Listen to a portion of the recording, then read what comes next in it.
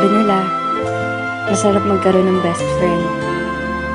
May taong poprotekta sa'yo, may taong magpapasaya sa'yo, pero handa mo bang itaya ang pagkakaibigan para sa hinahangad mong pagmamahalan?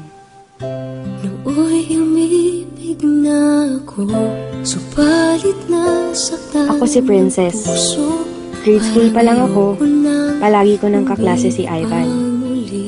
Magkaibigan kasi mga magulang namin, kaya kung nasan ako, nandun rin siya. Mapalungkot man o mapasaya, sa kulitan man o problema. Yan si Ivan, ang taong lagi kong kakampi sa buhay.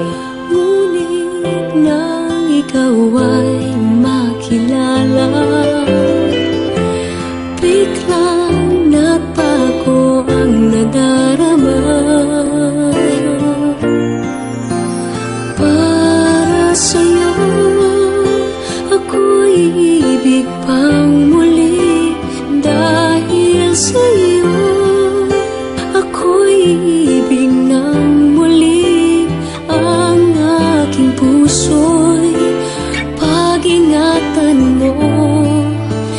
Dahil sa ito'y muling magmamahal sa'yo, para lang sa'yo.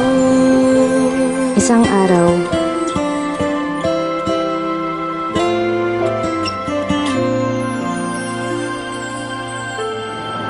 bakit ka naman sumali sa prank? Wala lang, gusto ko lang. Gusto mo lang? Alam mo bang delikado yun? Alam ko naman itong pinapasok ko. Ang dami-dami sumasali sa prank. Matapos ang araw na yun, at sa'yo lamang nakita ang tunay na pag-ibig na aking hinahanap. Buti na lang ika'y nakilala. Binago mo ang nadarama. di na siya nagpaparamdam.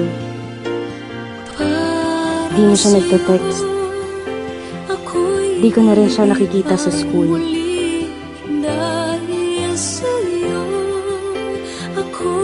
Kamusta na kaya siya? Pinuntahan ko siya sa bahay nila. Pero hindi ko siya naaabutan. Namimiss ko na yung best friend ko. Namimiss ko na si Ivan, ang lalaking lihim kong minamahal. Hanggang isang araw, Ano ba talaga nangyayari sa'yo, Ivan? Bakit? Wala. May hindi ka sinasabi sa akin eh. Anong kailangan ko sabihin sa'yo?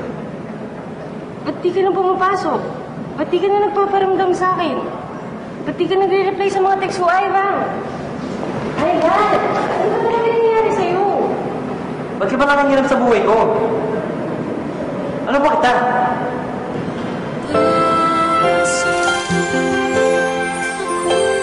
natahimik ako sa sinabi niya. Ano ba niya ako? Isa lang akong hamak na best friend. Hanggang doon na lang yun. Umalis siya at di na nagpakita. Di na rin ako nagte-text.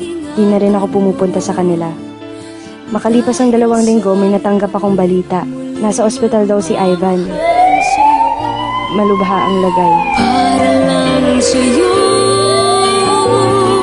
ako'y di na muling mag-iisa. Ikaw na nga ang hinihintay ng puso ko.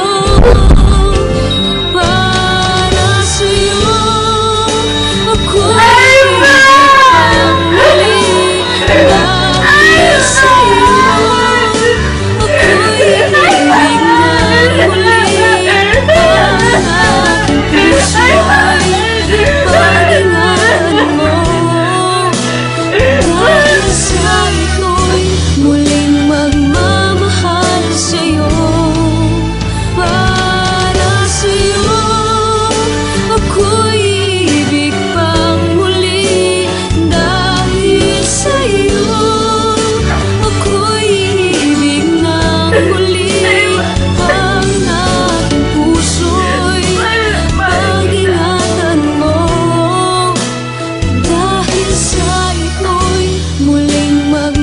sa akin ang cellphone ni Ivan.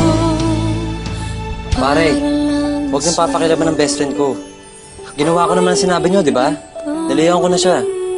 Basta huwag niyo lang gagalawin si Princess. Mahal na mahal ko yun.